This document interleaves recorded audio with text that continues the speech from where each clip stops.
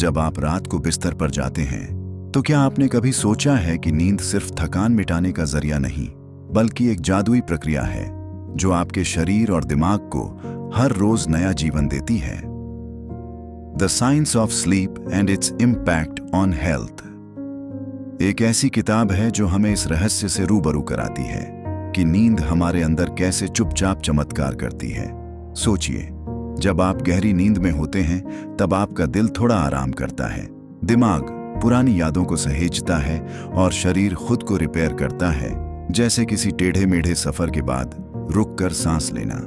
इस किताब को पढ़ते हुए ऐसा लगता है जैसे कोई पुराना दोस्त धीरे धीरे समझा रहा हो कि क्यों कभी कभी थकान सिर्फ शरीर में नहीं, आत्मा में भी होती है और उसका इलाज सिर्फ एक अच्छी नींद है।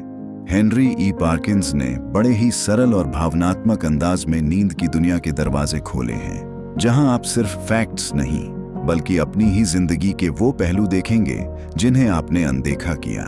ये किताब साइंटिफिक है लेकिन ड्राई नहीं, ये इमोशनल है लेकिन ओवर ड्रामेटिक नहीं। It's real, relatable and honestly life changing.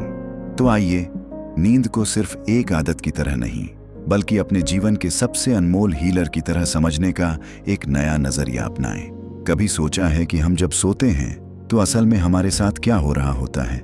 मतलब रोज रात को हम आंखें बंद करते हैं, बिस्तर में सिमटते हैं और कुछ ही देर में बेहोशी सी छा जाती है, लेकिन उस बेहोशी में भी हमारा शरीर और दिमाग पूरी तरह एक्टिव होते हैं।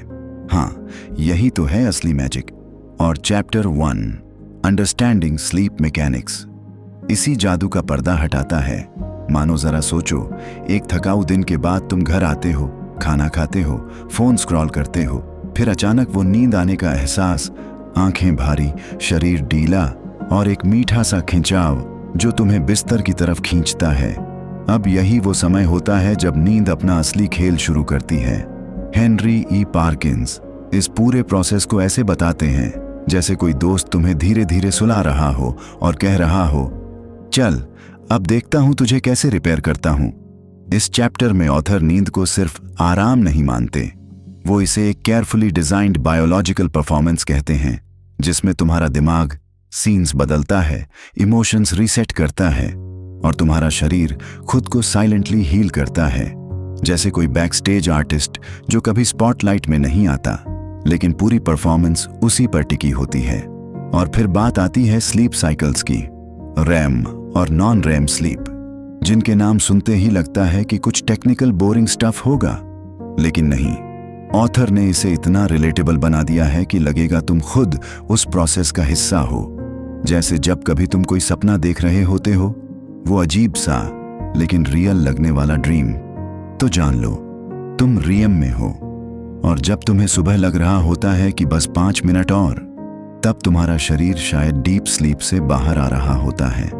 हेनरी बताते हैं कि ये सारी नींद लेयर्स में आती है, एक के बाद एक हर लेयर तुम्हें थोड़ा और गहराई में ले जाती है। जैसे कोई दोस्त तुम्हें धीरे धीरे किसी टनल के अंदर ले जा रहा हो, जहां शांति है, हीलिंग है और क्लैरिटी है। और सबसे प्यारी बात यह है कि इस पूरे प्रोसेस को वो इतने ह्यूमन इमोशंस के साथ बताते हैं कि तुम नींद को एक बोरिंग बायोलॉजिकल नीड नहीं बल्कि एक सोलफुल जर्नी की तरह देखने लगते हो। ऐसा लगता है जैसे हर रात हमारी आत्मा एक इनविजिबल स्पा में जाती है, जहां कोई थेरेपिस्ट हमारे स्ट्रेस, चिंता और थकान को धीरे धीरे निकाल देता है, बिना किसी शोर शराबे के। अंडरस्टैंडिंग स्लीप मैकेनिक्स पढ़ने के बाद नींद से तुम्हारा रिश्ता थोड़ा और गहरा हो जाएगा। अब ये सिर्फ एक आदत नहीं लगेगी, बल्कि एक पावरफुल इनर सिस्टम लगेगा जो हमें रोज के टूट फूट से बचाता है, हर रोज नया बनाता है। तो अगली बार जब तुम अपनी तकिया पर सिर रखो तो बस ये याद रखना, तुम सिर्फ सो नहीं रहे हो, तुम खुद को साइलेंट हील कर रहे हो। Isn't that beautiful? कभी गौर किया है कि सुबह सुबह बिना अलार्म के भी आंख खुल जाती है, या फिर रात होते होते अचानक से आंखों में नींद भरने लगती है? ऐसा क्यों होता है? यही सवाल लेकर Henry E पार्किंस chapter 2 circadian rhythms and sleep architecture में हमें एक अद्भुत इनर क्लॉक की दुनिया में ले जाते हैं। एक ऐसी बायोलॉजिकल घड़ी जो हमारे शरीर के हर इमोशन, हर एनर्जी और हर थकावट को बहुत ही गहराई से समझती है। मान लो तुम्हारा शरीर एक ऑर्केस्ट्रा है, हर ऑर्गन एक इंस्ट्रूमेंट है और सर्केडियन रिदम उस कंडक्टर की तरह है जो हर बीट को परफेक्टली कंट्रोल करता है।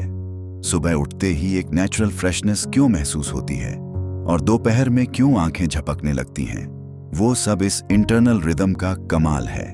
हेनरी इसे एक्सप्लेन करते हुए ऐसा माहौल बना देते हैं जैसे तुम खुद अपने शरीर के अंदर घूम रहे हो, देख रहे हो कि कैसे हार्मोन्स रिलीज होते हैं, कैसे टेम्परेचर ऊपर नीचे होता है और कैसे माइंड और बॉडी एक सिंक्रोनाइज्ड डांस करते हैं पूरे दिन।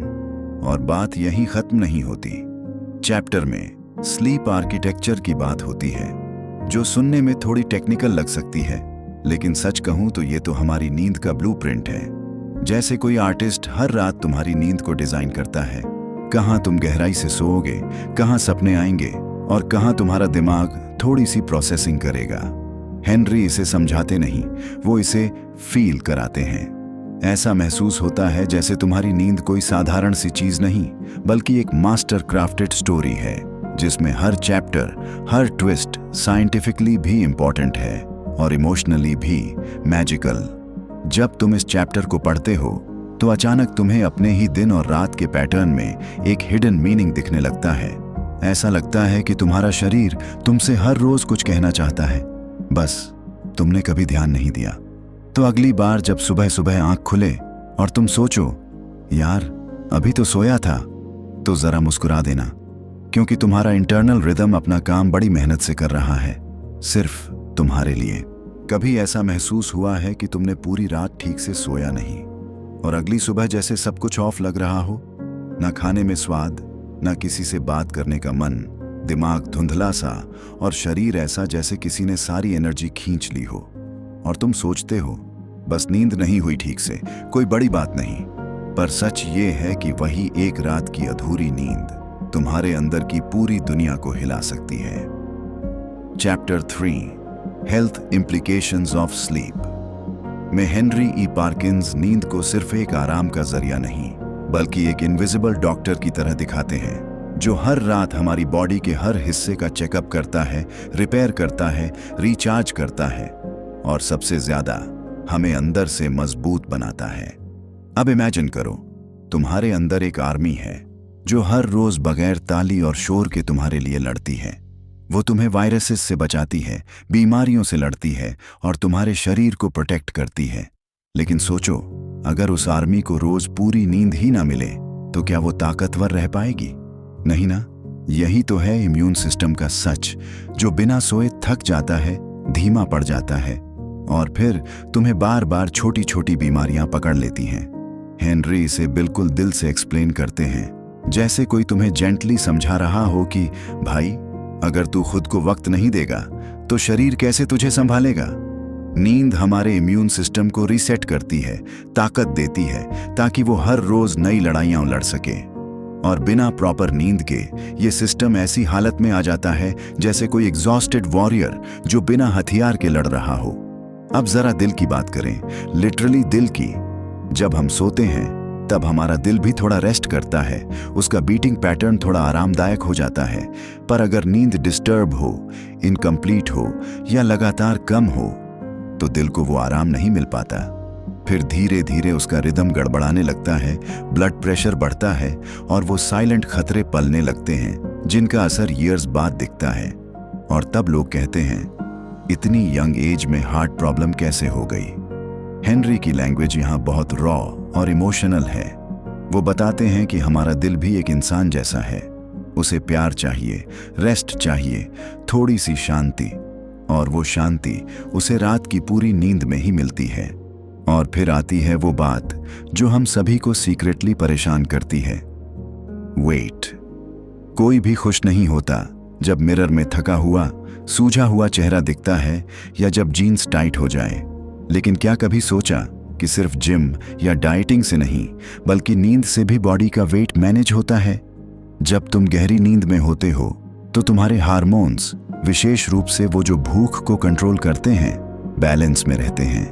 लेकिन जब नींद कम होती है तो अचानक भूख बढ़ जाती है, क्रेविंग्स अनकंट्रोलेबल हो जाती हैं और फिर मिडनाइट स्नैक्स, इमोशनल ईटिंग और गिल्ट ट्रिप शुरू हो जाता है।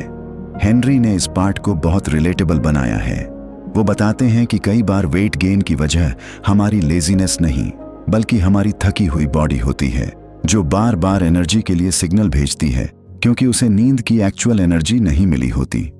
अब बात करते हैं उस चीज की जो आजकल सबसे फ्रेजाइल है, हमारा माइंड।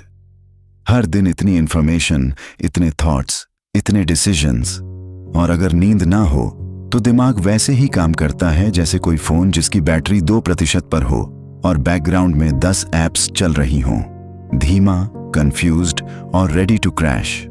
हेनरी ब्यूटिफुली बताते हैं कि नींद हमारे माइंड के लिए डीक्लटर टाइम है। वो वक्त जब दिमाग डिसाइड करता है कि कौन सी मेमोरी रखनी है, कौन सी डिलीट करनी है, किस इमोशन को हील करना है और किस थॉट को आर्काइव करना है। जब हम ठीक से सोते हैं तो दिमाग एकदम साफ होता है, जैसे सुबह की ठंडी हवा या बारिश के बाद की मिट्टी की खुशबू। पर जब नींद डिस्टर्ब हो तो माइंड में सब कुछ उलझ जाता है। छोटी बातों पर गुस्सा, भूलने की आदत, एंग्जाइटी, और कभी कभी तो ऐसा लगता है जैसे खुद से ही डिस्कनेक्टेड हो गए हों। इमोशंस की बात करें तो हेनरी इसे बिल्कुल दिल से महसूस कराते हैं। वो बताते हैं कि नींद हमारे दिल और दिमाग के बीच का पुल है। अगर वो टूट जाए तो इंसान ना सही से सोच पाता है, ना महसूस। सब कुछ ब्लरी लगने लगता है, जैसे कोई ड्रीम सीक्वेंस जो अधूरा रह गया हो। इस चैप्टर को पढ़ते हुए ऐसा लगता है जैसे कोई अंदर की आवाज कह रही हो, अब बहुत नेग्लेक्ट कर लिया, अब खुद को सीरियसली लेना होगा। और नींद उस हीलिंग का सबसे जेंटल लेकिन सबसे पावरफुल तरीका है। ये दवा नहीं है, पर इससे बेटर कोई इलाज नहीं। तो अगली बार जब तुम सोचो कि लेट नाइट स्क्रॉल कर लूं या एक और एपिसोड देख लेते हैं, तो हेनरी की ये बात याद रखना, तुम सिर्फ नींद नहीं टाल रहे, तुम खुद से दूर जा रहे हो। और ऑनेस्टली तुम्हारे जैसा खूबसूरत, यूनिक इंसान वो डिजर्व करता है एक पीसफुल, हीलिंग नींद हर रात, क्योंकि सोना सिर्फ आराम करना नहीं है, सोना खुद से मिलने का सबसे प्यारा तरीका है। कभी कभी ऐसा होता है ना कि पूरी रात करवटें बदलते रहो, आंखों में नींद तो हो बट फिर भी नींद आती ही नहीं, या फिर सो जाते हो पर हर थोड़ी देर में उठ जाते हो जैसे कोई अजीब सी बेचैनी हो, और सुबह उठते ही थकान वैसे की वैसी। अगर तुमने कभी ऐसा महसूस किया है तो तुम अकेले नहीं हो। चौथा अध्याय, नींद के विकारों का समाधान में हेनरी ई पार्किंस हमें इसी दर्द की तह तक ले जाते हैं, जहां नींद की परेशानी सिर्फ एक रात की बात नहीं होती बल्कि एक न दिखने वाली लड़ाई होती है जो हर रोज चलती है। सोचो, कोई है जो दिन भर काम करता है, थक कर घर आता है और जब आराम का समय आता है तो बस आंखें बंद नहीं होती। रात की खामोशी उसके लिए सुकून नहीं, एक बोझ बन जाती है। हेनरी इस तकलीफ को बड़ी ही इमोशनल और इंसानी जुबान में समझाते हैं। ऐसा लगता है जैसे कोई तुम्हारी अनकही कहानी पढ़ रहा हो, तुम्हारी नींद की अधूरी कोशिशों को समझ रहा हो। इस चैप्टर में नींद को लेकर जो असली डर है वो सामने आता है, जैसे कि जब कोई इंसान रात को अचानक हड़बड़ा कर उठता है, सांस फूली हुई, दिल तेज धड़कता हुआ, और खुद को ये समझाने की कोशिश करता है कि सब ठीक है, या जब कोई हर रात अपने आप को समझाता है कि आज तो चैन से सोएगा, लेकिन नींद फिर भी धोखा दे जाती है। हेनरी बताते हैं कि स्लीप डिसऑर्डर्स कोई कम नींद की सिंपल प्रॉब्लम नहीं है, ये उन छोटे छोटे इमोशनल क्रैक्स का रिजल्ट है जो हम दिन भर इग्नोर करते हैं। एंग्जाइटी, ओवरथिंकिंग, लोनलीनेस, या कभी कभी तो बस लाइफस्टाइल की ऐसी आदतें जो हमारी नींद की जड़ों तक असर डाल देती हैं। और सबसे ज्यादा दर्द तब होता है जब लोग इसे सीरियस नहीं लेते। सोने का क्या है, कल दिन में सो लेना, ये लाइन सुनने में आसान लगती है, लेकिन एक स्लीप डिसऑर्डर से जूझ रहे इंसान के लिए ये एक ताना बन जाती है। इस चैप्टर में तुम सिर्फ इंफॉर्मेशन नहीं पाते, तुम एम्पैथी महसूस करते हो। हेनरी जैसे नजरों में झांक कर कह रहे हो, तुम्हारी नींद बिखरी है लेकिन तुम अकेले नहीं हो और इसे ठीक किया जा सकता है। वो ना कोई डर फैलाते हैं, ना कोई मिरेकल क्योर दिखाते हैं, बस एक जेंटल अंडरस्टैंडिंग देते हैं, जैसे कोई तुम्हारे सिर पर हाथ रखकर कह रहा हो, चलो मिलकर इसे ठीक करते हैं। एड्रेसिंग स्लीप डिसऑर्डर्स एक ऐसा चैप्टर है जो नींद को फिर से इंसानी बनाता है। डर, तकलीफ और हीलिंग सब एक साथ। और जब तुम इसे पढ़कर खत्म करते हो तो शायद पहली बार तुम अपनी नींद को नजरअंदाज करने के लिए खुद से माफी मांगते हो और वादा करते हो कि अगली रात तुम अपने सपनों को थोड़ा और सीरियसली लोगे। जब हम छोटे बच्चे होते हैं तो नींद हमारे लिए किसी जादू से कम नहीं होती। याद है बचपन में वो मीठी मीठी नींद, जब माँ की गोद में सोते हुए लगता था कि सारी दुनिया की खुशियां बस हमारे साथ हैं। चौथी अध्याय, सोना जीवन के हर पड़ाव पर में हेनरी ई पार्किंस हमें यही एहसास दिलाते हैं कि नींद हमारे जीवन के हर पड़ाव पर कितनी अलग अलग होती है, जैसे हर उम्र की अपनी एक खास कहानी होती है। सोचो, बचपन में हम घंटे घंटे सोते हैं और हमारी नींद पूरी तरह आराम देने वाली सपनों से भरी होती है। पर फिर जैसे जैसे हम बड़े होते हैं हमारी नींद का पैटर्न बदलता जाता है।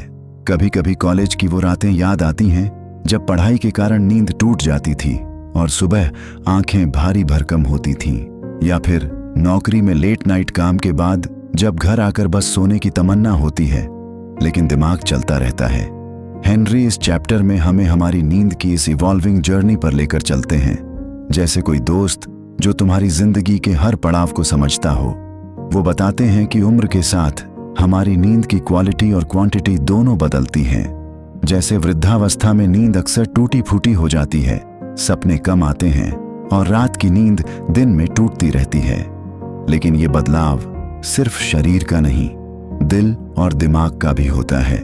वो मेमोरीज, इमोशंस और कहानियां जो हमारे साथ सालों से जुड़ी होती हैं। ये चैप्टर पढ़ते हुए तुम्हें अपने ही बचपन के वो मोमेंट्स याद आ जाएंगे जब नींद मतलब कंफर्ट थी, फिर वो सारे चैलेंजिंग साल जब नींद मतलब संघर्ष और कोशिश थी, और अंत में वो उम्र जब नींद शायद सबसे ज्यादा जरूरी होती है लेकिन सबसे कम मिलती है। हेनरी की बातों में एक वार्मथ है, एक एम्पैथी है जो ये दिखाती है कि नींद सिर्फ एक बायोलॉजिकल नीड नहीं बल्कि एक इमोशनल कंपेनियन है जो हमारी जिंदगी के हर फेज में हमारे साथ होती है। इतना ही नहीं, ये चैप्टर तुम्हें ये सोचने पर मजबूर कर देगा कि क्या तुम अपनी उम्र के हिसाब से नींद को वो अहमियत दे रहे हो जो उसे देनी चाहिए। क्या तुम खुद को वो आराम दे रहे हो जो तुम्हें सच में चाहिए। Sleep across the life span एक इमोशनल जर्नी है जो नींद की चेंजिंग नेचर को एक नई रोशनी में दिखाती है, और जब तुम इसे पढ़कर आगे बढ़ते हो तो शायद तुम्हारे लिए नींद सिर्फ एक रुकावट नहीं रहेगी बल्कि जिंदगी की एक खूबसूरत रिदम होगी जो हर उम्र में तुम्हें नया तोहफा देती है। दिन भर की भागदौड़, काम का तनाव, सोशल मीडिया की चकाचौंध, सब कुछ छोड़कर जब हम आखिरकार बिस्तर पर आते हैं तो मन करता है कि आज की नींद सबसे अच्छी हो। लेकिन क्या सच में ऐसा होता है, या फिर वो बेचैनी, वो रेस्टलेस फीलिंग हमें अक्सर चीरती रहती है और नींद हमें ढूंढती रहती है। चैप्टर 6, बेहतर नींद के लिए प्रैक्टिकल स्ट्रेटजीज में हेनरी ई पार्किंस हमें इसी सवाल का जवाब एक बेहद आसान और इंसानी तरीके से देते हैं, जैसे कोई अपने सबसे करीबी दोस्त की तरह। याद है वो रातें जब आप अपने दिमाग को कह रहे होते थे, बस अब सो जाओ, लेकिन वो रेस्टलेस थॉट्स जैसे मस्ती में खेलने वाले बच्चे थे जो कहीं जाने का नाम ही नहीं ले रहे थे। इसी परेशानी को समझते हुए हेनरी हमें बताते हैं कि नींद कोई जादू की छड़ी नहीं है जिसे सिर्फ एक बार घुमाया जाए। ये एक जेंटल, पेशेंट प्रोसेस है जिसमें हम खुद को थोड़ा थोड़ा करके समझाते हैं, खुद को आराम देने का मौका देते हैं। उन्होंने जो स्ट्रैटेजीज बताई हैं वो कोई बोरिंग नियम नहीं बल्कि डेली लाइफ में अपनाने वाले छोटे छोटे चेंजेस हैं। जैसे रोजाना एक ही टाइम पर सोने और जागने की आदत बनाना ताकि हमारा बॉडी क्लॉक खुश रहे और हम खुद को इस रिदम में खो जाने दें। और फिर वो छोटी छोटी चीजें, बिस्तर की सॉफ्टनेस, कमरे का टेम्परेचर, लाइट का लेवल, जो हम सोचते तक नहीं पर असल में हमारे स्लीप मूड को बना या बिगाड़ सकते हैं। हेनरी की बातों में एक खास वार्मथ है। वो जानते हैं कि हर किसी की जिंदगी अलग है, हर किसी के झंझट अलग हैं। इसीलिए ये सलाहें बहुत ही फ्लेक्सिबल और समझदारी से दी गई हैं। जैसे कोई कह रहा हो, चलो कोशिश तो करते हैं, देखो क्या होता है। ये किताब हमें डराने या जोर जबरदस्ती करवाने नहीं आती बल्कि हमें हमारी नींद का पार्टनर बनाने का एहसास दिलाती है। और जब आप इन प्रैक्टिकल टिप्स को अपनी जिंदगी में थोड़ी थोड़ी डोसेस में डालते हैं तो धीरे धीरे वो रेस्टलेस नाइट्स कम होने लगती हैं। वो शाम की चाय की आदत जो रात में आपकी नींद उड़ा देती थी छूटने लगती है। वो लेट नाइट स्क्रॉलिंग जो आपकी आंखों को थका देता था बंद होने लगता है। आप खुद को एक नई ताजगी के साथ देखते हैं, जैसे कहीं अंदर से कोई पुरानी थकान बाहर निकल गई हो। The science of sleep and its impact on health का ये आखिरी चैप्टर है, लेकिन ये शुरुआत भी है, एक नई शुरुआत, जहां आप नींद को सिर्फ एक जरूरी बायोलॉजिकल फंक्शन नहीं बल्कि अपनी जिंदगी का सबसे स्नेहिल साथी मानते हैं। हेनरी ई पार्किंस ने जो ये किताब लिखी है वो सिर्फ फैक्ट्स और स्टडीज नहीं है, बल्कि एक इन्विटेशन है अपने आप को प्यार करने का, खुद को समझने का और अपनी नींद को उसकी पूरी इज्जत देने का। तो अगली बार जब आप बिस्तर पर जाएं तो बस ये याद रखें, नींद आपकी सबसे बड़ी दोस्त है जो हर रात आपको नए सपनों, नई ऊर्जा और एक नई उम्मीद के साथ जगाती है। और इस दोस्त को थोड़ा प्यार देने में कोई बुराई नहीं, because after all a good night sleep is not just rest, it's life's sweetest gift. धन्यवाद कि आपने इस पूरे सफर को मेरे साथ साझा किया और इस किताब की कहानी को महसूस किया।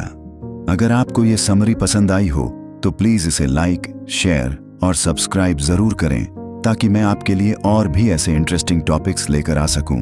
और हाँ, आपकी राय मेरे लिए बहुत जरूरी है। नीचे कमेंट करके बताएं कि आप अगला टॉपिक कौन सा सुनना या पढ़ना चाहेंगे। आपकी सजेशन से ही ये सफर और भी मजेदार बनेगा। फिर मिलते हैं एक नए थॉट, एक नई कहानी के साथ। टेक केयर और स्वीट ड्रीम्स।